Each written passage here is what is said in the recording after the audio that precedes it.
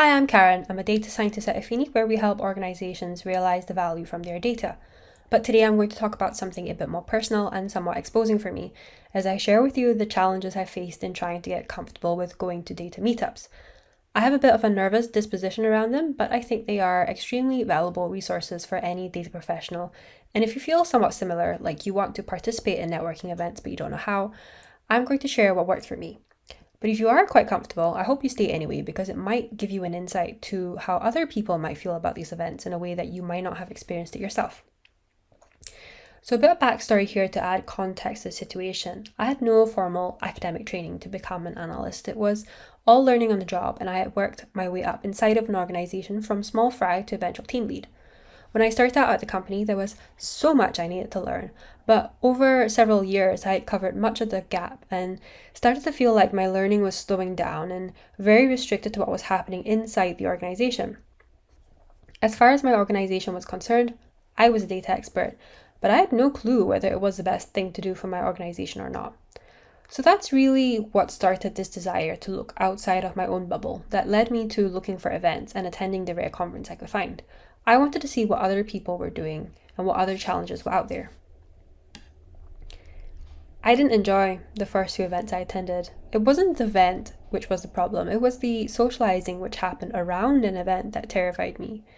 I would plan my arrival.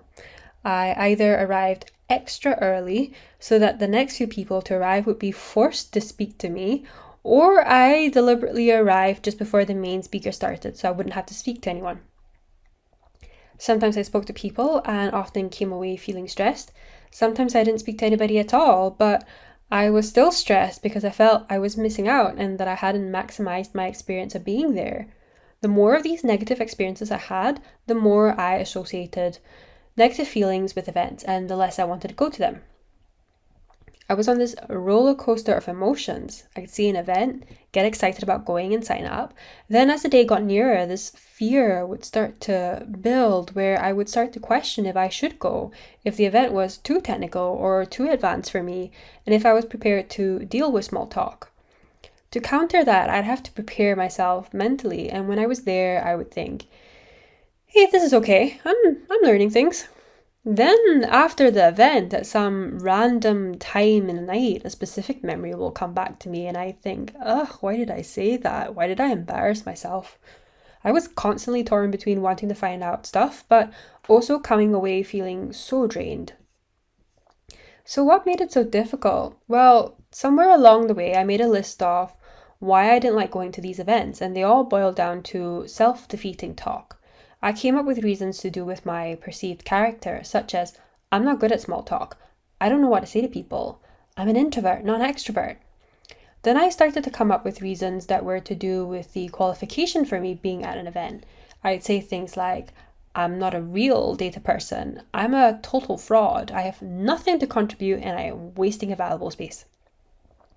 They sound silly now, saying them out loud, but they were very real concerns at that point of time, and it was all coming from fear. Fear of something that could potentially happen, but never actually happened. So now I had a list of reasons why, or what I perceived to be reasons why I couldn't go to these events. I started to say, right, so there's the problem. What's the solution to this problem? So if I'm not good at small talk, then the solution is to learn how to do small talk. If I'm not a real data person, then isn't the irony that I'm coming to these events to become a real data person because I'm trying to learn more about data? If I don't belong, then why did they make the event public and open to everyone to attend? If I really didn't belong, the event would be private and by invitation only. When I thought I had nothing to contribute, yeah, okay, that may be true. But organizers need attendance numbers to gauge the success of their events, right? So I might not be able to add to the discussion, but my headcount is a positive to the organizer and a vote to keep these events going, which is better than not going at all.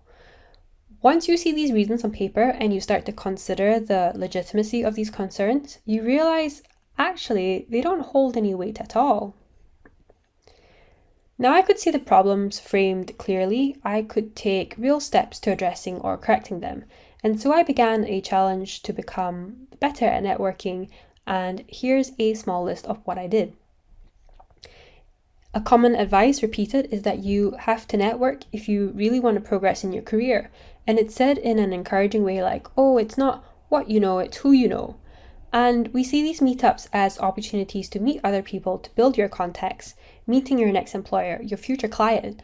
But for people who don't feel comfortable socializing, this just sounds like a nightmare. And that approach put a lot of pressure on my interactions with the people I met at events because I was treating every interaction with the seriousness of an interview. And that was stressing me out. But when I changed the perspective from I have to meet people to I'm here for research. I'm here to learn more about the industry, and I'm doing that by listening to talks and potentially having conversations with people. That took a lot of pressure off of me being at an event because it no longer mattered if my interactions were successful or not. One of the mistakes my younger self made was to believe that people are born with a sociable personality or not.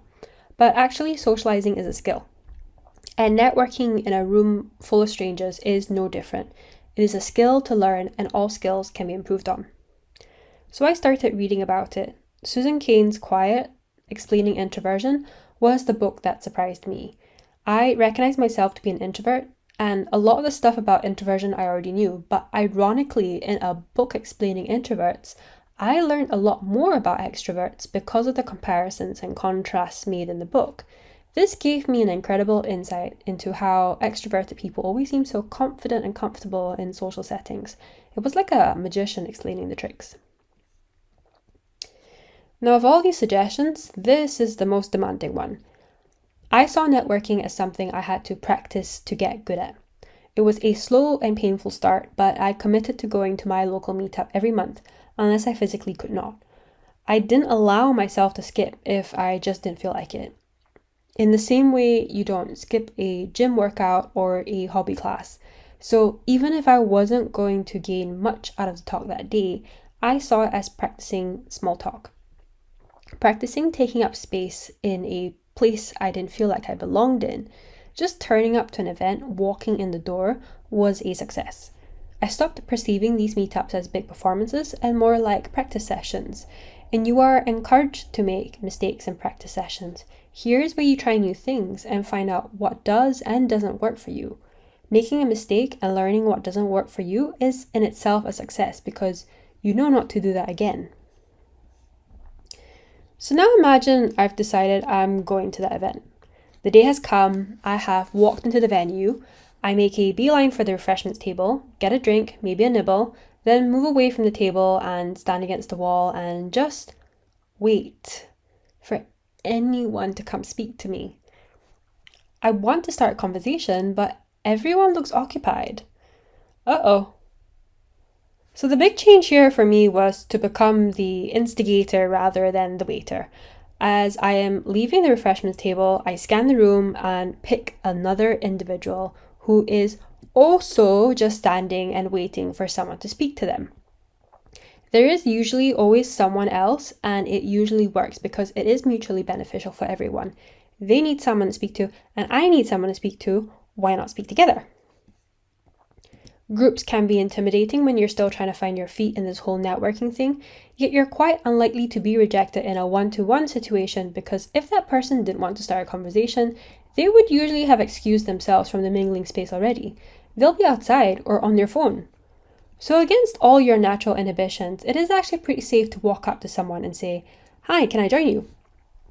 Because they are in that same position you are in.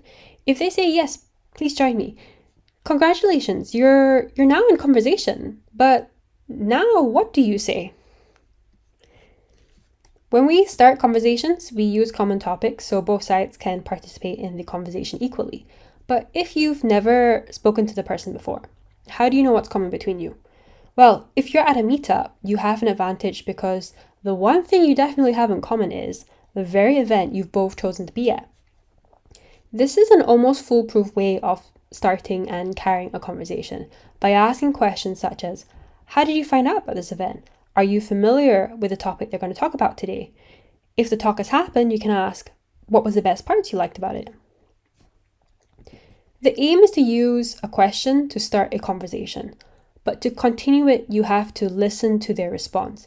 Pick out the interesting points in their answers, then guide the conversation through those interesting points. What happens when the topic runs dry?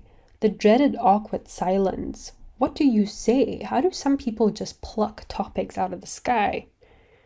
Well, what I did was to prepare some super generic questions in advance of the event. I would write these questions in my phone, memorize them, and refresh my memory just before walking into an event. These topics are my backup topics. If I found myself in a lull, I'll go to my memorized list of 3 to 4 topics and pull one out to start a conversation with the same person. Now we know how to go into an event and start speaking to complete strangers. It is worth mentioning that not all events are the same. In my experience, a typical meetup is a presentation-based meetup where speakers present a topic for 20 to 30 minutes, and there is usually a bit of open networking before or after the talks. But activity-based events such as hackathons and user group practices are also very valuable meetup events. They require more time and effort than just sitting and listening to talks, but you are more active in the event and the social interaction feels more natural because you have to communicate to complete the event's challenge. These type of events can feel a lot less stiff and formal than presentation-based events. Conference-based events are hybrids of presentations and activity-based events. Some conferences are just a sequence of talks with networking in between sessions. Some include activities like workshops. Typically, conferences require a lot more time, effort, and often financial cost from the participant, as conferences can last a whole day to 2 weeks. The point of raising this is to say there are a variety of event styles, and if you're not particularly enjoying one format, it is definitely worth trying out other types to see if a different one is better suited to your style. If you can't afford to go to big annual conferences, then look to see if there are smaller meetup groups which meet regularly in your area. If you have a big conference coming up and it is intimidating, then it might be beneficial taking the approach of practicing your networking skills at smaller local meetups, treating them like rehearsals before the big event. So now we're on to the next section. I am impressed by the way meetup organisers have adapted their event offerings in lockdown, much like this very one for Data Scotland. It's clear there is an appetite for these meetups to continue because people are still participating, even if they can't socialise in person and can't be tempted with the offer of a free drink and a pizza. With everything having gone online, we have far more access to events than we would have in pre-COVID times. In the last year, I've joined in on events which normally happen in other cities and countries, and there's been a bigger mix of international participants at events. People I would not have under normal circumstances had access to without the big cost of travel and accommodation. The downside to having access to more events is the realization that you don't have an unlimited number of hours to attend all these events. But even if we just consider Scotland's data scene alone, events are heavily concentrated in the Central Belt. To attend an event from Aberdeen would be a 6-hour round trip, which limits who can attend. It pains me to think that with all the digital capabilities of today, we are still excluding people based on geography. That a person's ability to participate is impacted by where they live in Scotland.